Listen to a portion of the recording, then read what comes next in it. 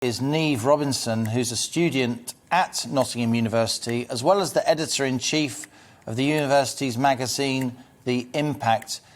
Niamh, thank you so much for coming on GB News. We're most grateful to you.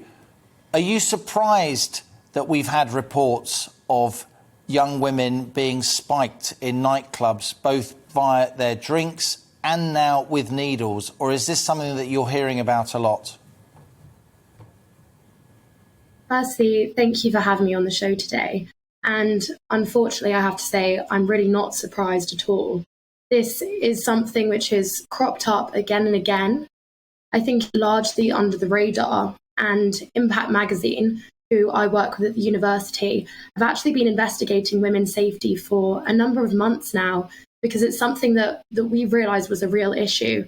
And now that obviously things have escalated and these spikings are making national news, it just seems to be the next concerning development in an ongoing story, really.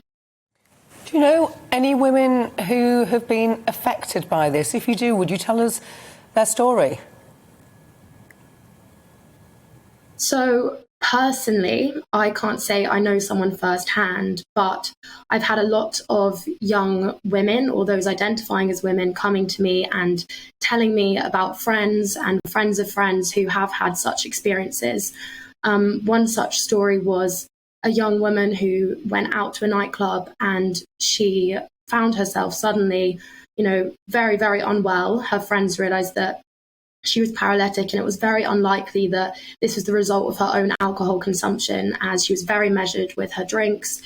And they felt that the response on the part of paramedics perhaps didn't live up to what they had hoped. And it seemed to be, largely on talking about just sort of playing down the situation rather than really dealing with the issue at hand, which was, the fact that women are at risk, and we're absolutely terrified. I think the general feeling is that, young women are very scared to go out right now because we just don't know what more we can do to protect ourselves. We should say, Niamh, that the identity of the young woman whose testimony we read out before, she's not at Nottingham University. You are at Nottingham University.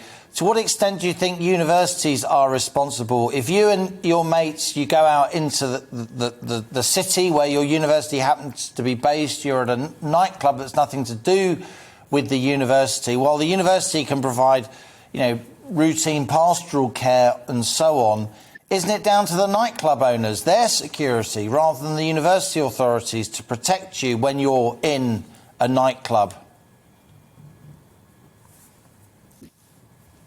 In all honesty, I think it should be a collaborative effort.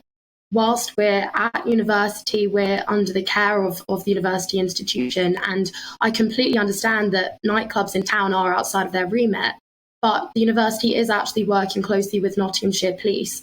They have taken it as a very serious concern and as their responsibility, and I believe that that's rightly so. This is not an issue that's going to be solved by one institution alone, by just the nightclub owners, adding more bouncers on the door or upping their search measures. This is a systemic, genuine issue which needs to start at the grassroots level, with educating individuals within universities and then hoping that those attitude changes lead to less women and those identifying as women being at risk in the clubs on nights out.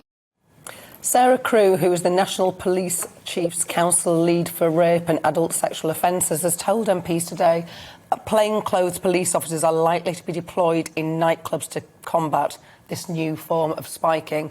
That's welcome, surely.